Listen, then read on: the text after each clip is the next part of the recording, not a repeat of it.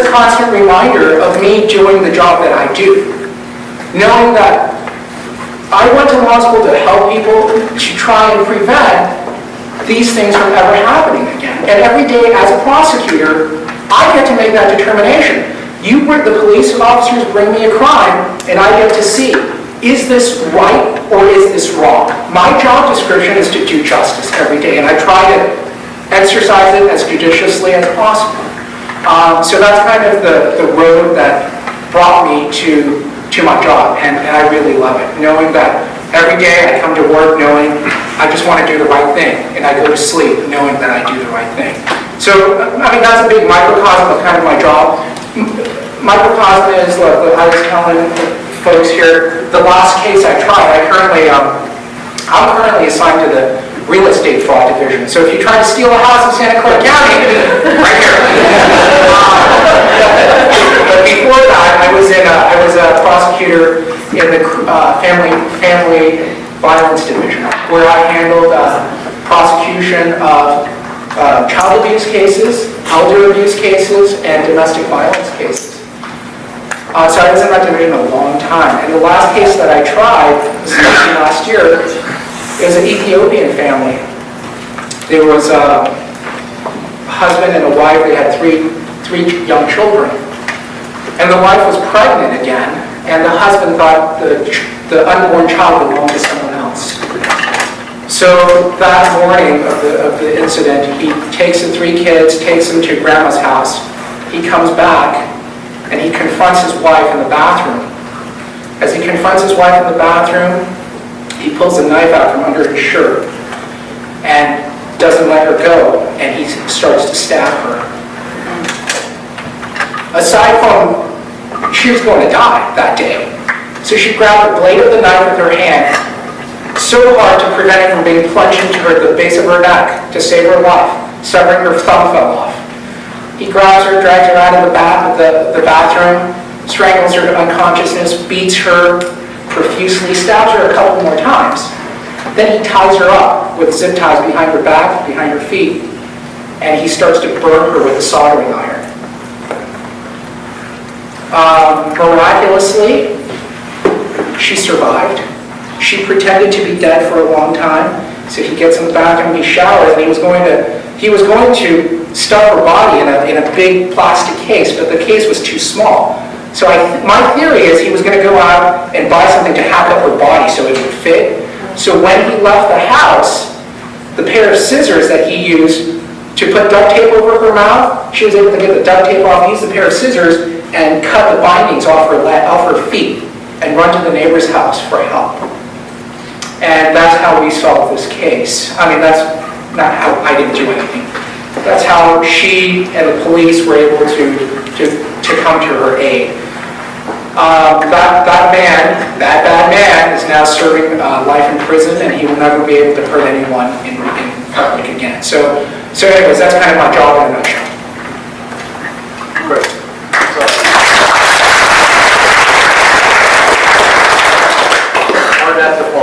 I was just thinking, I'm going to make one of these guys go. I think it'll be easier for you, Susan. Wow. From your perspective, maybe you can talk about, in the Stanford class, the class is about 180, 200 students. How many people have the passion that Charlie does? How many people, just want to make a bunch of money? Yeah, that's a good way. Particularly, as it affects sort of people from Chinese descent, Chinese background, if there are special trends or circumstances or challenges that you see. That's a great question to focus on that passion, because my office, my role is to work with students and alums to move towards their career goals, to think about their career strategy. And on the first day of orientation, when I'm speaking to all of the new students, what I say to them is that my office has one and only one goal, and that is to make sure that students love what they do, that they leave and they love their jobs, their careers, and they feel passionate about it. And what's fabulous about all of the panelists who are up here today is that they do feel passionate about what they do. Any career, you've got a long life ahead of you, you're going to spend most of it working. It's just not worth it, in my mind, to do something you don't love. It's hard to stay motivated. It's often hard to be successful if you don't love what you're doing and want to get up every morning and do what you're doing. So I think that is the key. And all too often what I see coming in are some students, I think too many students, come to law school because they're good at writing and they think this will be a nice, secure career to have. I'm a writer, I don't want to be an engineer, I don't want to be a doctor, I think I'll go to law school. I think that's the wrong decision to make, frankly. Well, any graduate school is very expensive. You kind of want to know that that's something that you're at least interested possibly in pursuing before you go forward with it, in my mind. So I encourage any of you who are thinking about it to start exploring while you're in college, take some classes. Before going to law school, again, if I ruled the world, I wouldn't have anybody go straight through from college to law school. I went straight through. I think it's great to go out in the world, take a couple of years to explore. If you think you want to go to law school, go be a paralegal, someone who works with lawyers to help them on their cases. Or you think you might want to use your law degree to be a policy, go do some policy work for a think tank. Try some things out before you invest in a really expensive graduate degree, my advice. I was also speaking to our admissions dean, mentioning that I was going to be speaking in front of what might be a lot of high school students and parents. And she said, big piece of advice that she gives is that your grades end up being very important when they're looking to admit you to law school, but also what your life experience is. They look at how broadly you got engaged in your college. So were you an English major and that's all you did through your 4 years? Or were you broader? Did you try out some things? Did you push yourself and take a science class? And then postgraduate experience can make a real difference in terms of when they're thinking about admissions. So that's on that side. You can tell I feel really passionate about it. I want people to love what they do. There's just no point otherwise, in my mind. In terms of challenges, things that you can, where I see students going, Stanford is, I think, a somewhat different experience than a lot of other law schools. It's one of the top 5 law schools in the country. Some of the opportunities that are available to my students aren't available to all law students. And that's something that you have to think about as you're considering law school, that where you go to law school can make a difference. For my students, I'd say the graduation statistics are that about 55-60% will go to large national law firms. These are substantially sized law firms. About 30% will do a clerkship. That's where you go and work for a judge for a year or 2 years before you start the rest of your career. Most of those who go to a judicial clerkship will go on to a law firm, and then a chunk will do public interest or government. We've got about 10 to 15% will go on and do public interest or government.